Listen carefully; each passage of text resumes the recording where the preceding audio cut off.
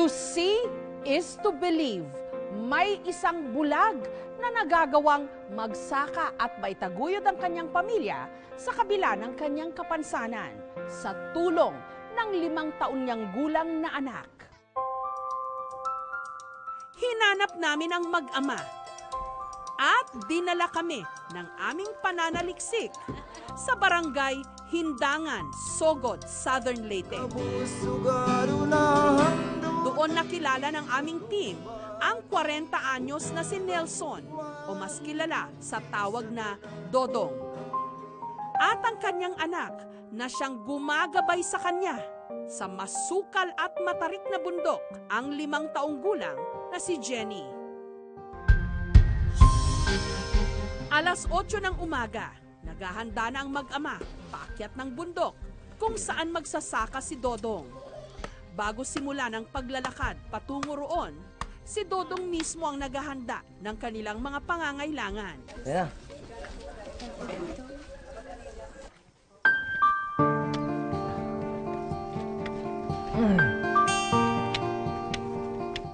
Sa mga parte ng bundok na alanganin si Dodong, kailangan niya ang gabay ng kanyang maliit na anak. Hawak na. Hawid. Hawid, di ba ka mahulog ka?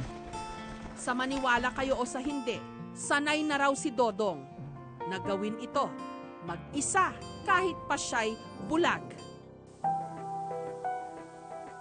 Makapigil hininga silang pagmasdan, lalo na kung tumatawid sa bangin o hindi kaya pilit na bumabalanse sa madudulas na bato. Makatatay daw talaga itong si Jenny. Yan. Oops. Yan. Kapag walang pasok siya sa eskwela niya, iyang-iyak siya kapag patungo na ako sa trabaho. Ayaw niya diyang akong mag-isa. Hindi niya gusto na ako lang mag-isa patungo doon. Nakakarga siya dito sa dito lang sa liig. Magsabi siya sa akin, "Wag diyan. Dito lang." Kahit mahirap maglakad na may karga akong bata. Kaya nga, bata yon. Kapag madulas ako, paano kaming dalawa mahulog sa bangin? Oh. Pero iingatan ko lang. Sabi ko, Panginoon Lord, huwag mo akong pabayaan. Paano pagka may bangin? Paano yung ginagawa nyo? Wala, hinahira-hira maglakaw. Makalipas ang 1 oras, narating na nila ang lugar kung saan magsasaka ngayon si Dodong. Kaya, habang inaasikaso ni Dodong ang mga pananim, nakabantay si Jenny. At kahit bulag si Dodong, may sistema siya sa pag-aani at pagtatanim ng mga gulay. pagtanim ko noon, nang wala pa hindi pa tumubo, yung seedling pa lang, itong stek, upang pagtubo niya, alam ko na.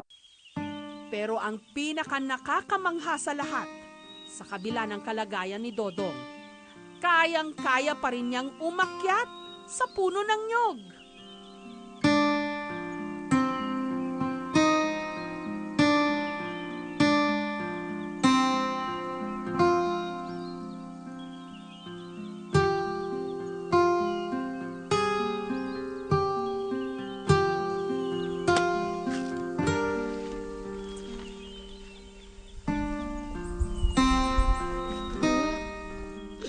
Matamis ba? Ito ba nga?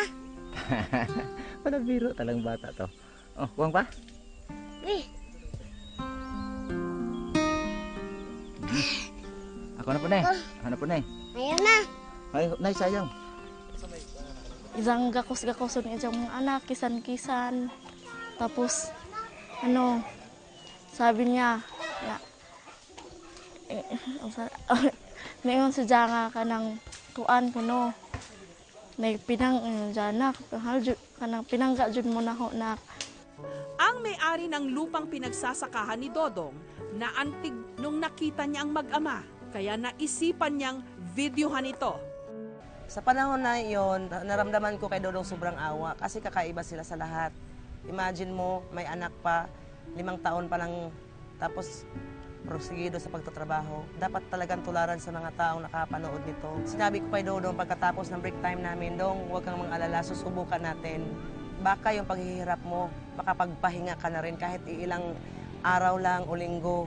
Basta ang importante, may taong marunong maawa sa iyo. Yung bata, napakaawa, tingnan.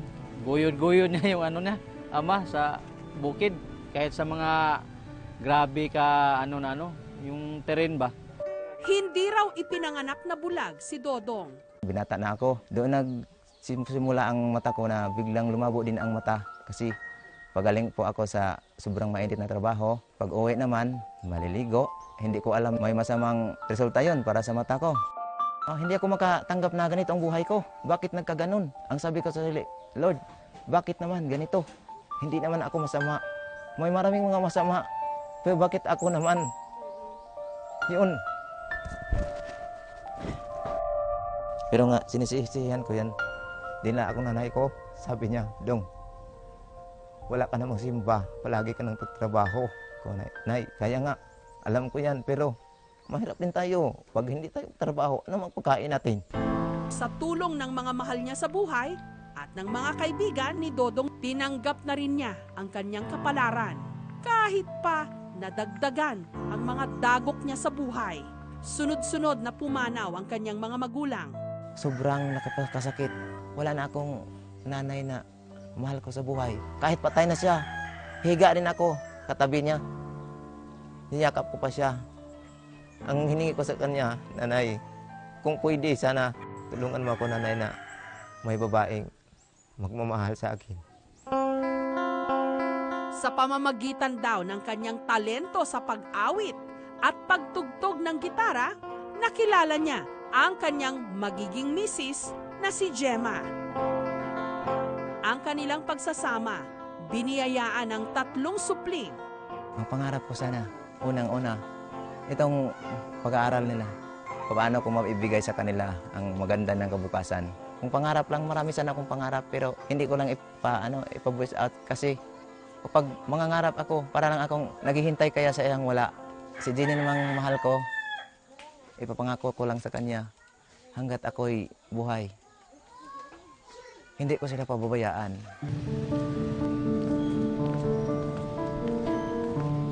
Samantala, para malaman ang kalagayan ng paningin ni Dodong, dinala namin siya sa isang espesyalista sa Tacloban.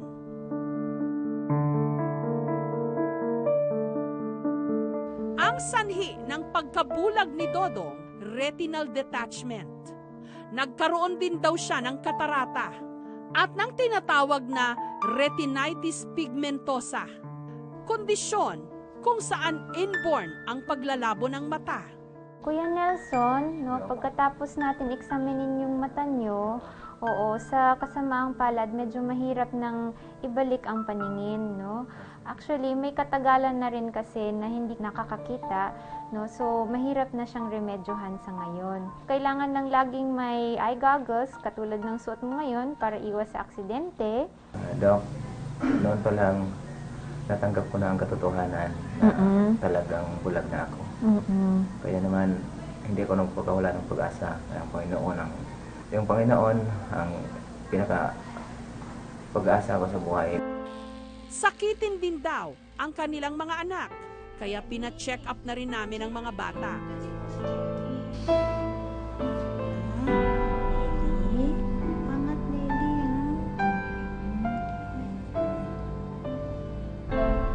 Ikaw siguro may lagnat kasi parang namumula ka. Yung anak mo, Gemma and Nelson, itong panganay natin, si Jenny, maliit po siya para sa kanyang edad. 12 kilos lang po siya para sa 2 taon na bata. Ito naman si Nelly, yung pangalawa natin, medyo maliit din siya sa timbang. Pero ang pinaka-problema natin ngayon dito kay baby. Si baby kasi, naghihika siya ngayon. Kaya siya mas grabe sa kanilang 3. Si baby talaga ang grabe yung ubo ng ubo. Binigyan din namin si Dodong ng bagong bota.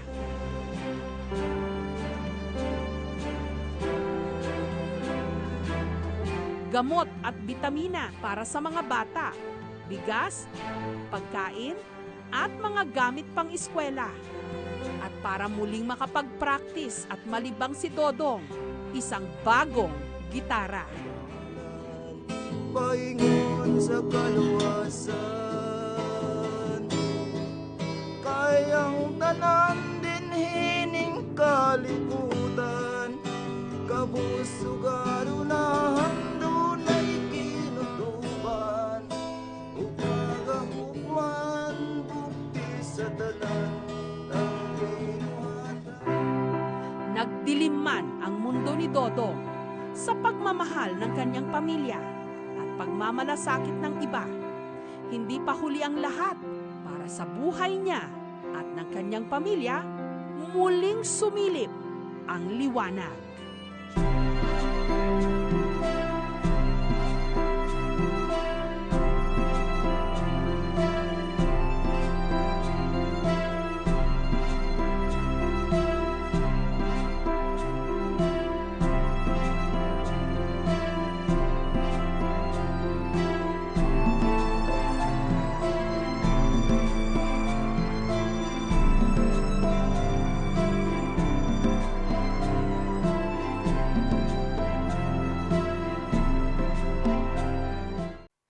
Thank you for watching, mga kapuso. Kung nagustuhan niyo po ang videong ito, subscribe na sa GMA Public Affairs YouTube channel.